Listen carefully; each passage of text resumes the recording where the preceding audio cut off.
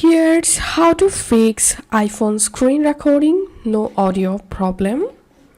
So if your iPhone not recording your audio while you're recording your screen, just follow these simple steps to fix this problem. So the first solution is turn on microphone. To do that, open your control center, tap and hold on the record option. You will get the microphone option here. So if the microphone is off, you have to turn on it. So tap on it to turn on. And then check the problem if fixed or not. And the second solution is restart iPhone.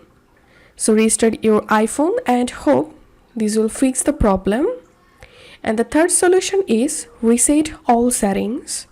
Go to your iPhone settings, tap on General, iPhone storage, tap on transfer or reset iPhone, tap on reset, reset all settings, give your passcode,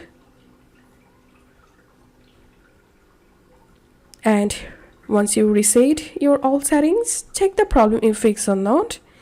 If you find this video helpful, don't forget to subscribe 5-minute solution. See you in the next video.